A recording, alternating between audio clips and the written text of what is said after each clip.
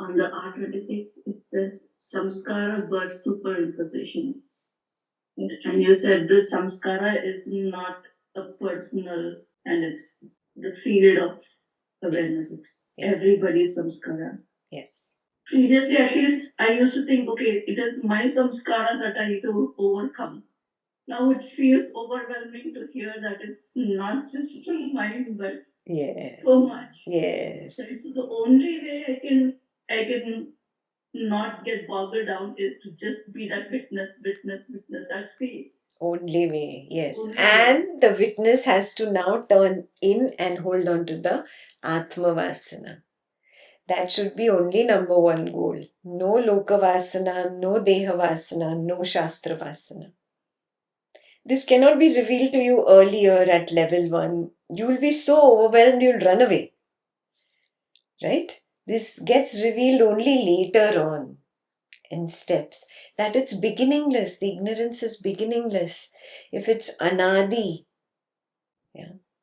how can it belong to a person? How can it be personal? It belongs to everything that is a part of this beginningless field. Do you get it? So we are all considering ourselves to be wakers, but there is no waker. We are all considering that we are observing this particular wisdom, or this wisdom come out from the Vidya aspect, and Ekta is the one bringing it up and Shalini is the one taking it from Ekta. No, these are all concepts related to this waking world. It is one infinite field of consciousness, beginningless. Its ignorance of itself is beginningless.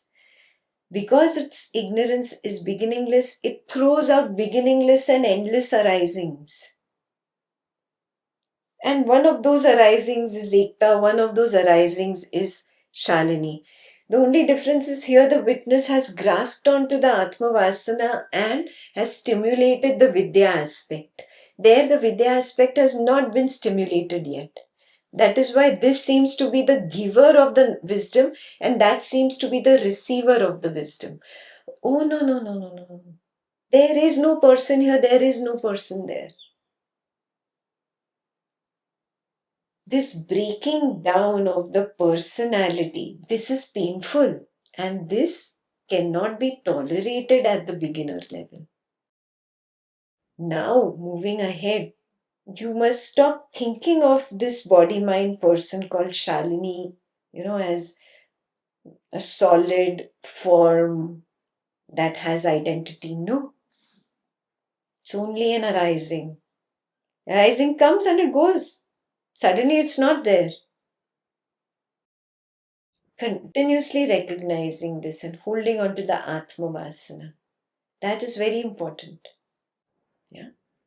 Don't stop, don't quit till you come to the recognition of being the witnessing field and nothing else but knowledge. Yeah. And I will know from your abhaya. Yeah. That's how the Vidya aspect recognizes that this avidya aspect has turned around. It has transformed. Yeah, that's all you are. There is just one little avidya aspect here, and that's all. This is a little vidya aspect of the same consciousness. There is no separate Ekta, there is no separate Shalini. Yeah, that is why I say there is no external guru. There cannot be. It's not a possibility only. Yeah, the guru is within. That vidya aspect is within. And we can recognize it just by holding on to Atma Vasana.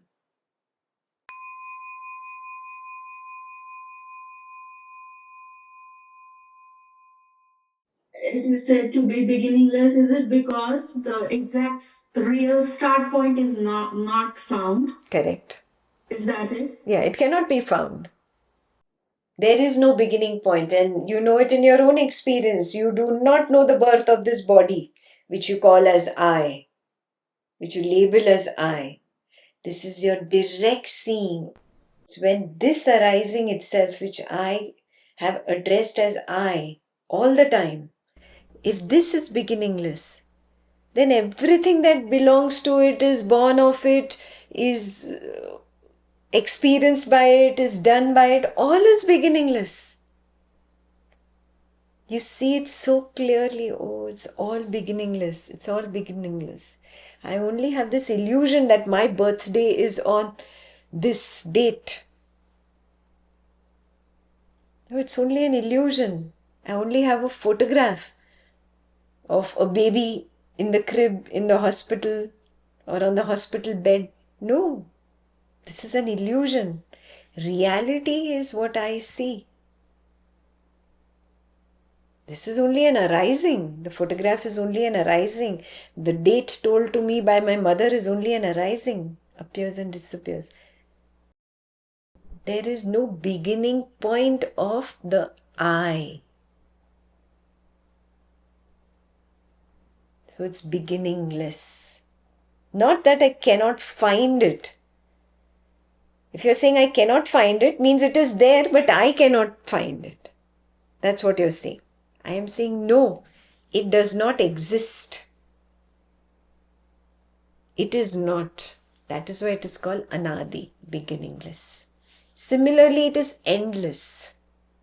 The death of the I is not known. Because it keeps arising, keeps arising, keeps arising. After you see its collapse, you think it will not arise, but it arises again, no? So it is beginningless. There is no point when I can say, oh, that day at that time I noticed the first I. No, that is not the first I. There is no first I really. The first I is only for explanation of a particular lifetime of that arising, which goes from the beginning of one little arising, in a few seconds it dies. Yeah, but maybe some of you don't see it. So you see it from deep sleep to dream to waking, back to dream and back to deep sleep. But those who have matured can see it moment to moment. Oh, there is nothing like the waking state only. It is sandwiched. There's waking, there's dream, there's deep sleep, waking, dream, deep sleep, waking, dream. Oh, these are all sandwiches. They're layers. They're layers. But I refuse to see the deep sleep completely because it is the quiet, no thingness background, and I want to be something now. I don't want to be nothing now. So I'm constantly projecting the waker again and again. You recognize suddenly the body arising comes up. That is the moment the I wants to project somebodyness. It wants to feel somebody. Then you suddenly feel the sensation of the body come. It goes away. Then there is a thought, there is a feeling. Suddenly there is a singleness, oneness. But then the I doesn't like it because it's recognizing I'm nobody, I'm nothing. Again, you see the body arising. How many of you have realized this? And how many of you have realized it's because the I is afraid of being nothing and nobody? It's because of that thirst. I know I am, but I don't know what I am. I don't know what I am. That is the problem. That is the main problem. If I don't know what I am, it can never be satiated by the waking world. Name, fame, money, sex, relationships, interests, hobbies, whatever the waker does. All this cannot satisfy this thirst. Do you see it? That is why pleasure drops away. It's just one momentary pleasure and it goes away. Then it's pain. Why? Because you're looking for yourself. You're looking for yourself. Recognize that.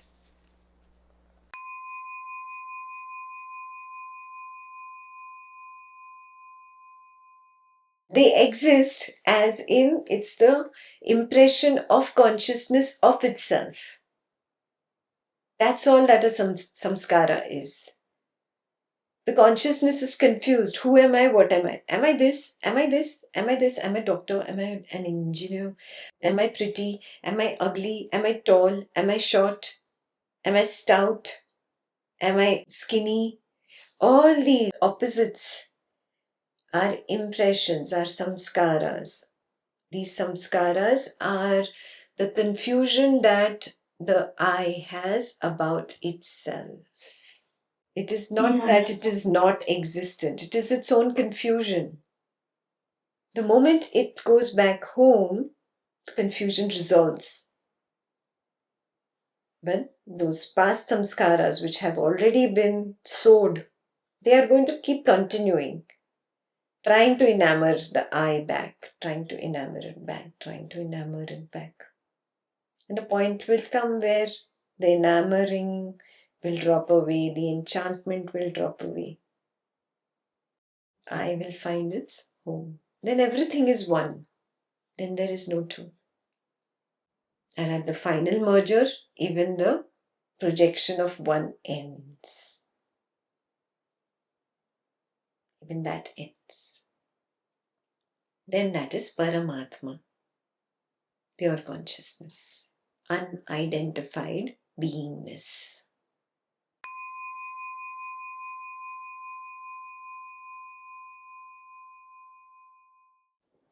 Ektaji, this is how I understand samskaras.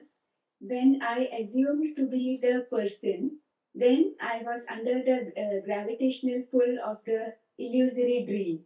And there, in that illusory dream, there are illusory memory clouds which are individual. So there I had my own personal memory cloud and the samskaras were personal.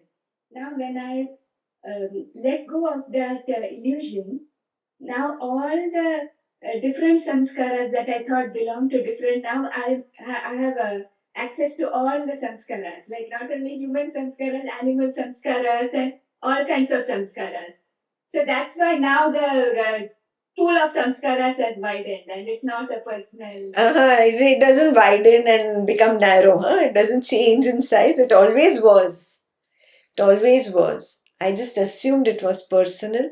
Now I see that there is no person. How can there be personal? Yeah. Now it is the collective. And in fact, it becomes easier to deal with. In fact, it's not overwhelming. When it was personal, I used to blame myself. Now you'll see when you drop the person, you drop the personal. When you drop the personal, all blame, criticism, right, wrong, good, bad, everything vanishes. It's not me, it's the flow. What is, is. That's how you come to the highest level of understanding of non-doership and non-experiencership. Akarta, abhokta. That's how you come there, really. No, it's not me, I'm not doing anything. I am not. That which is non-existent, how can that do? That which is non-existent, how can that experience? Everything starts falling flat on its face. It becomes easier and easier actually after this.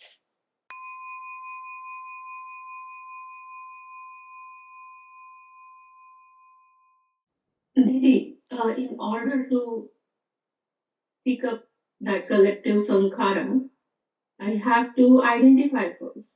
Because when I appear first as knowing nothing or being nothing, just being, but nothing as a form or being, I don't have any sankharas, right? Like, I have to form myself first to pick up that collective sankharas. No, No? no. You still have that sankhara of I am. That is what kicks you out of deep sleep. If you didn't have sankharas in deep sleep, you would never come out to the dream and waking. So, lurking below that quiet surface is that volatile lava of I am. Brahman has recognized I am, but it has not recognized who or what am I. That is why the lava comes out, the volcano bursts open, and you come to the dream and then the waking. Yeah? So there are impressions lurking below the surface. They are actually the measure of what will happen in the dream and the waking, what will be projected in the dream, the waking. Measure. Measuring cup, you have a measuring cup in your waking supplies. There's a measure of today's sankharas that are lurking below the deep sleep surface, that burst out in the form of dream characters, dream world. Yes, and the remaining measure bursts out in waker and waking world and all the activities of today. When all the measure exhausts at the end of the waking has to shut down because the measure has exhausted. And what was this measure? Measure of impressions. Am I this or am I this? Am I this or am I this? Am I this or am I this? That's all. There's only one question. Who am I? There is nothing else that you're looking for. And that one question has a zillion answers, a jungle of answers. And you're getting lost every day, every dream, every waking, and back to dream. This whole thing is the jungle of the answers of the question, who am I? That measure of the dream, waking dream is buried in deep sleep. From that deep sleep sprouts today's measures. Clear? That is why I say there is no guru in the external waking world. There is no ritual in the external waking world that can wake up the Vidya aspect. So no Guru Puja is going to work. Yeah? All your illusions. Vyavharik mithya, transactional illusion. Don't go down that path. You've come really far. Have the strength, have the courage to completely disown it now. Then you come to that point where you recognize yourself as that sense of I am that is constantly looking, shivering, scared, wanting to know who am I, what am I. And you become comfortable with that shivering, shaky I, giving up all Shastravasana, Lokavasana, Dehavasana. Become comfortable. Become comfortable. And when you let go of all vasanas, it'll collapse. That collapsing itself is the true peace that you're looking for.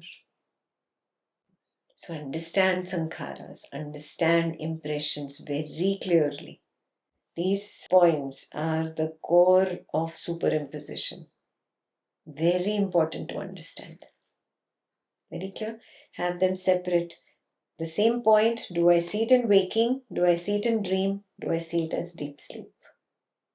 Because I am the same consciousness. I am waking consciousness. I am dream consciousness. I am deep sleep consciousness. Am I able to see each? Clear? Am I understanding it correctly? So all sankharas are stored in the subtle I form. It's just that I cannot see, I wouldn't know until it manifested when the dream Yes. or waking starts. Yes. Then only I know. But it is actually stored Yes. in the subtle form. Yes. It's all stored as the deep sleep consciousness. Deep sleep consciousness is nothing but a collection of sankharas. They are all avidya sankharas. All avidya sankharas accumulated together is called the deep sleep consciousness.